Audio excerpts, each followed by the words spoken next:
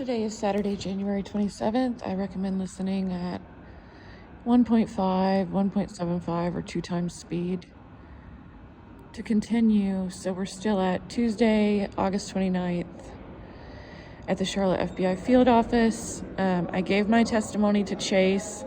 A lot of the testimony that I gave him was filling him in on how this began and everything, which, to be clear, the FBI already had that from when I gave the first statement on April 28th, 2023 at the Houston office. And he did have those notes. He did have access to those notes. I can't remember if he looked at them before we spoke, but I know that by the next day, Desiree had. We'll get to that later. But so I was filling him in on a lot of the older stuff, and then probably spent about half or maybe a little bit less than half updating him. I guess that I felt it necessary to do that, so that any person who's listening to my testimony has the full picture. I will say that he made it seem like he believed me. He asked questions, but he mostly let me talk, and he did seem like he believed me. There are key things that I told him. I told him that the PI was in on it, and told him that private investigator's name. So another important piece of that is that I'm sitting there giving my testimony. We don't have the privacy that we should have of a trafficking victim.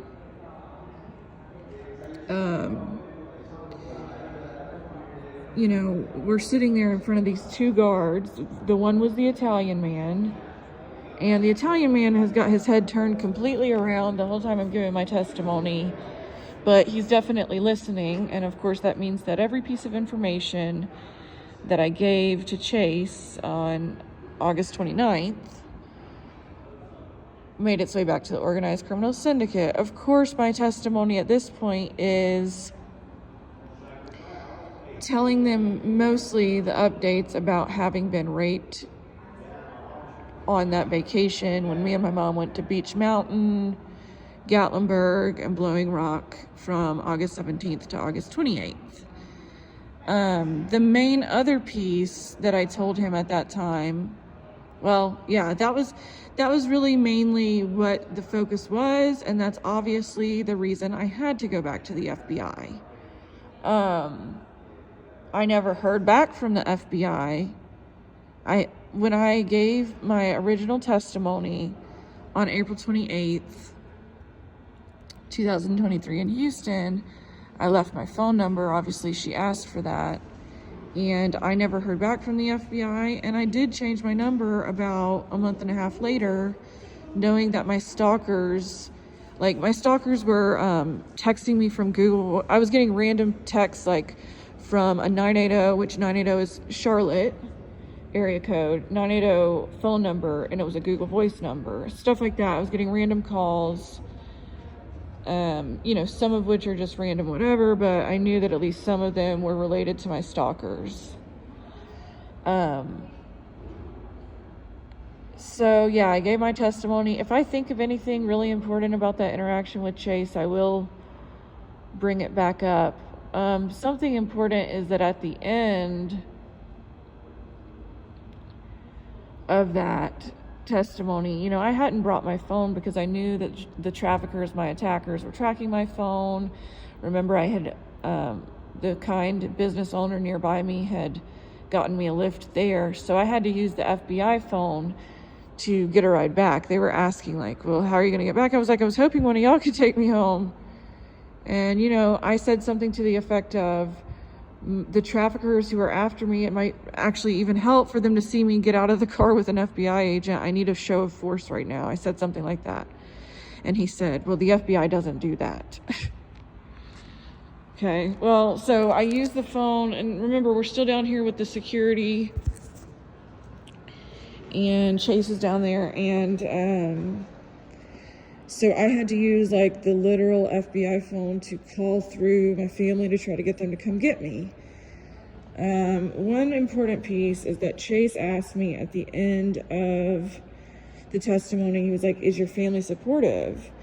And I did answer that. Now, looking back, I wish I hadn't, because in whatever way, this information made its way back to racketeers within the FBI to harm me and turn my family against me, or attempt to. I said, well, I'm very close with my grandmother. I said, my family believes me, but they don't understand how serious it is. And, you know, I went into a little bit more detail. Well, that information, that specific information, was definitely used against me, because the members of my family that the racketeers within the FBI would try to turn against me was based on that information that I had said then. And of course, we know the Italian man was listening to all of it. So I used that phone to call my family members to try to get them to come get me. Finally, I called my grandmother. She said she couldn't come get me, and then I called my dad, and he came and got me. Well, those phone numbers, now this will be important later when it comes to my family having been contacted by either FBI or someone claiming to be FBI. It's still not completely certain in the case of my grandmother. However, I do believe it was the actual FBI, but the reason I say that is because it could have very well been that Italian man or who he's connected to, because I used the phone in his quote-unquote office. When they contacted my grandmother, she never told me they contacted me. She lied to me. I know she did. Sorry, she never told me they contacted her. I could just tell. I love her, you know, and she's just scared because somebody who appears to have authority used that authority. So, but I am going to be open and public about that, because this is what's happening to trafficking victims. People need to know what's happening to trafficking victims. Well, theoretically, you know, they contacted my grandmother by phone, which is why I'm unsure who exactly contacted my grandmother, in the sense that I'm unsure whether it was actual FBI or someone claiming to be FBI via the phone. Now, it's probably less likely that it was someone claiming to be FBI. However, whoever it was that contacted my grandmother claiming to be in a position of authority had the motivation and was acting on the order, either had the motivation themselves personally, which I think is more likely, or was acting on orders of someone who had the motivation personally to contain me, which tells you that there's overlap with the organized criminal syndicate responsible. I want to make it clear that with this testimony, I'm doing stream of consciousness, and you know, if people have specific questions like, how do you know this, or why do you think this, or what made you say this, please do ask me, because I am missing some of it. I'm re-listening, and I'm like, dang, I trailed off and didn't even like make my final point. So please feel free to ask me if you have a question, or if I don't make a point all the way. Okay, so I left that day. My dad picked me up. That's how it pertains to the phone numbers, at least with them getting my grandmother's phone number, because I used the phone to call her to try to get a ride.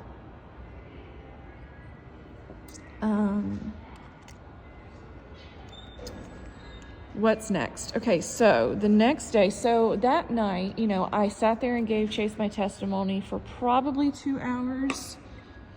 That's an approximation. Well, that night I went home, and this is kind of common throughout all this. Sometimes it takes me a few hours to figure out what's really going on.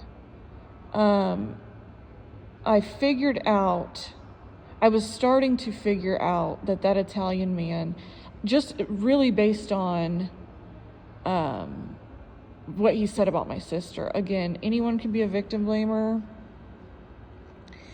but the fact that he said that about my sister, the fact, everything taken together, and especially the fact, I think I've already said this, but just to reiterate, especially the fact that these traffickers go out of their way to identify whatever pattern of their victims to contain them. So they knew I was going to show up at an FBI office if I was going to go again, because that's what I did on April 28th when they followed me. And they knew that I was in Charlotte, so obviously they pulled some kind of strings to have someone in Charlotte. Now, it could be a couple different things. I don't know when that Italian man that works for Paragon at the Charlotte FBI field office, I don't know when he started working for Paragon, or when he started working at the Charlotte FBI field office. But even if he'd been working there for a while, all it takes is for him to already be connected to some criminal network and then to be briefed on me. That's how big this network is. So I started putting the pieces together, during the late afternoon and evening of August 29th.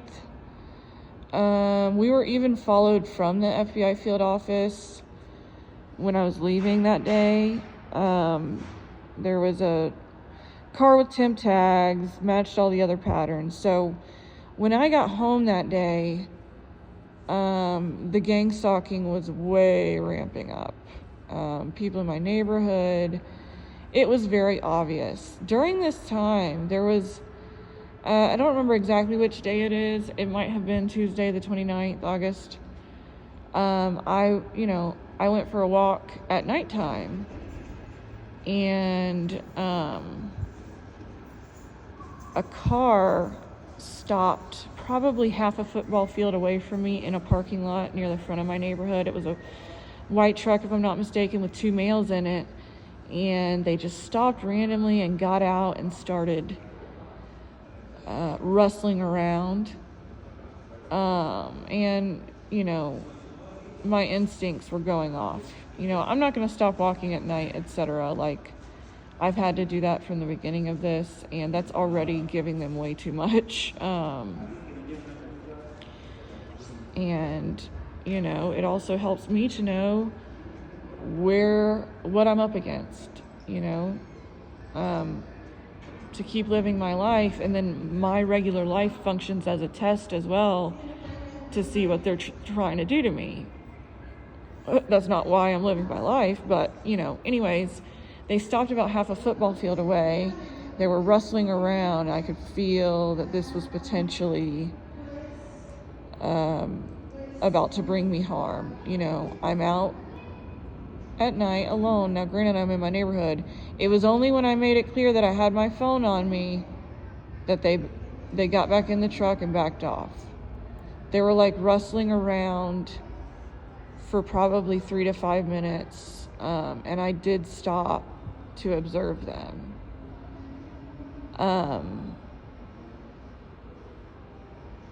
So that's one of those things where it could have been a potential danger situation, because again, the organized crime responsible for doing this to me does legitimately have an interest in containing me, and not letting their people end up in jail. Well, stop victimizing me and stop committing crimes against me, you fucking idiots. If you don't want to go to jail, if you don't want people to report you to the appropriate authorities, then stop victimizing people, you stupid children who never grew up and learned to take responsibility for your own actions. I don't care. I'm mad at this point. These people have done everything they can to try to ruin my life. It's just this stupid game. Like, sorry, I know this part isn't really testimony, it's me giving my opinion. Why can't y'all just find something legal to do to make money? Like, is it really worth the risk-benefit analysis? I hate to even engage like that, but like, why don't y'all just find something legal to do?